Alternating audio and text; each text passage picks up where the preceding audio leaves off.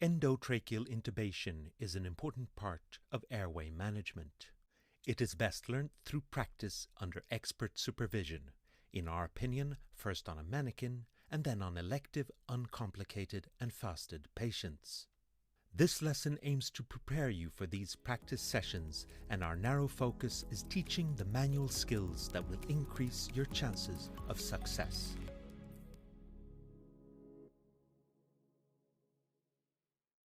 Your intubation should always be preceded by an airway assessment.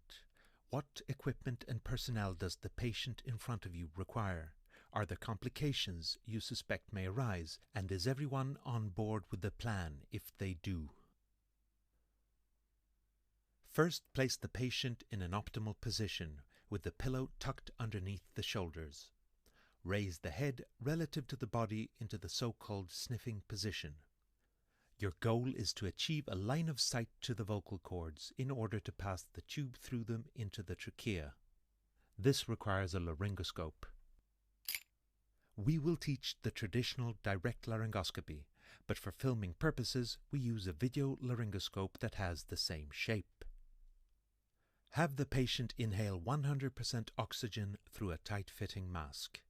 When the measured expiratory or end-tidal oxygen concentration exceeds 80%, you've loaded up an oxygen reserve in the periphery of the lungs. If this monitoring is unavailable, pre-oxygenate for a minimum of 3 minutes. Pre-oxygenation can be further improved, especially in the obese, by tilting the table and by applying a positive end expiratory pressure.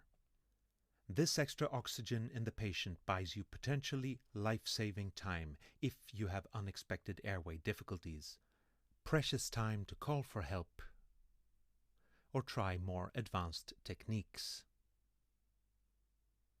Administer the analgesic and await the onset.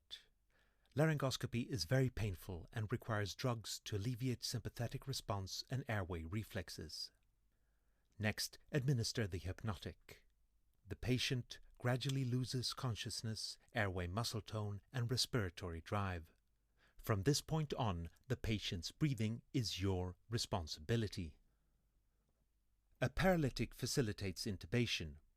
Traditionally, we would first have confirmed successful face mask ventilation, but no evidence has shown that this prevents airway complications. Therefore, the emerging consensus is to administer it as soon as the patient is unconscious. Open the airways. A 2-finger chin lift may be all it takes. If this isn't enough to be able to ventilate the patient, the next step is a jaw thrust. Open the patient's mouth with your thumbs on the patient's chin and place your fingers firmly behind the angle of the mandible and lift straight up in a decisive manner. Successful ventilation is confirmed by observing the chest wall rising and regular end-tidal CO2 waves on the monitor. If you cannot ventilate the patient at this point, you need to use other equipment and techniques that we will demonstrate in forthcoming videos. While you wait full onset of the drugs, take a moment to make sure that you have achieved absolute optimal positioning before proceeding to laryngoscopy. Do not forget that while you may hold the blade, this is very much a team effort. Open the patient's mouth with your right hand and hold the laryngoscope in your left. Not too tight, with 3 or 4 fingers as close to the blade as possible for precision and control. Insert the blade in the right side of the mouth, carefully pushing the tongue aside. The aim is to create an unobstructed line of sight to the larynx by pushing the tongue to the left and lifting the epiglottis, exposing the vocal cords. This requires precision, not brute force. A common mistake at this point is leaning forward, as it feels this will give a better view. It doesn't. Stand upright with the left arm at a 90-degree angle tucked in towards your body. This allows for better ergonomics, better communication with the team, and a better overview of the ventilator, the timer, and the patient. Let's see the laryngoscopy once again. Advance the blade until you see the epiglottis and place the tip in the vallecula, the recess at the base of the tongue. At this point, you can start to apply some force in the direction of the laryngoscope shaft.